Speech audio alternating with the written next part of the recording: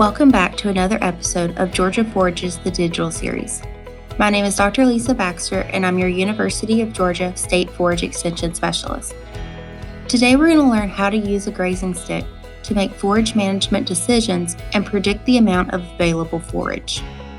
Let's start by looking at how to properly use a grazing stick. If you don't have a grazing stick or pasture ruler, you can use any sort of ruler or yardstick for these measurements. Start by walking across the field in a diagonal or zigzag pattern and take a height measurement every 10 to 20 steps. Place the grazing stick upright at the bottom of the plant canopy. Put your hand against the stick where the top of the plant canopy and the height of the marking stick meet, but don't press down on the forage. Write down this number and repeat across multiple locations in the field.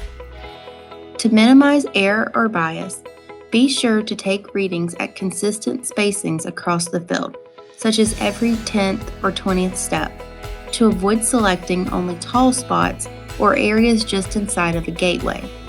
Keep the ruler perpendicular to the soil surface and avoid pulling the stick back to obtain the measurement. Do not compress the taller parts of the canopy down to the shorter areas. If the canopy is highly variable and contains multiple species, then collect readings from both species and adjust for the percent coverage for each component.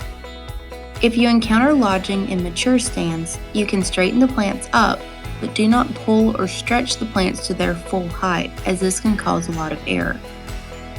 To predict the available forage, we need to first add all of the height measurements together and divide by the number of measurements collected to get an average height in the pasture. We will use this height to represent the beginning grazing height. Look at the table provided to determine the optimal final grazing height. For Bermuda grass, this would be 3 inches. Subtract the final height from the beginning height to determine the inches of available forage. Next, let's look up the pounds of available forage per inch per acre. You will notice that there is a range in the available forage estimations in this table. This range accounts for the density of the stand. If the stand only has about 50 to 75% of the ground covered, then use the lower end of the range. If the ground coverage exceeds 90% though, we can use the higher end of the range.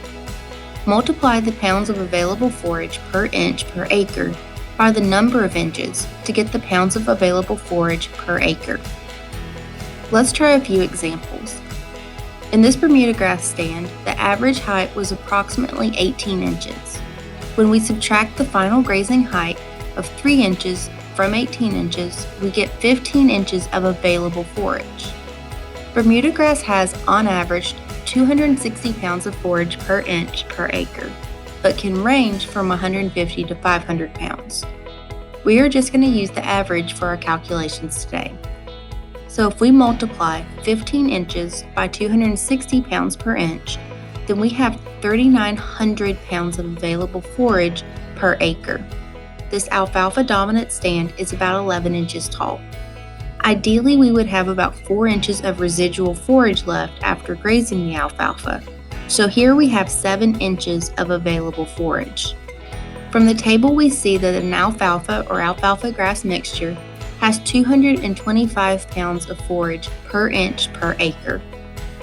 When we multiply 7 inches of available forage by 225 pounds of forage per inch per acre, we find there are 1,575 pounds of forage available per acre. Now let's use our grazing stick to allocate forage or animals. First, we need to define utilization and forage intake. Utilization is the percent of available forage that the animal will actually consume. As intensity of the grazing rotation increases, so does utilization. Dry matter intake is determined by many factors, including class of livestock and their condition. We generally expect that animals will consume 2 to 4% of their body weight. For our examples in this video, let's assume that we have 100 dry beef cows that weigh 1,000 pounds on average. These cows will consume 2% of their body weight and are being rotationally grazed on a 10-acre Bermuda grass pasture with 4,000 pounds of available forage per acre. So let's start by determining how many days it will take to graze this pasture. To determine the days of grazing we need, first multiply the available forage per acre by the number of acres and percent utilization to determine the numerator in this equation. We will then multiply the animal weight by their percent intake and number of animals to get the denominator. When we divide the numerator by the denominator, we get the days of grazing per paddock. And so using our real numbers in this example, we see that this pasture would last for 12 days. Another possible question is, well, how much area do I need to feed my 100 cows for 7 days?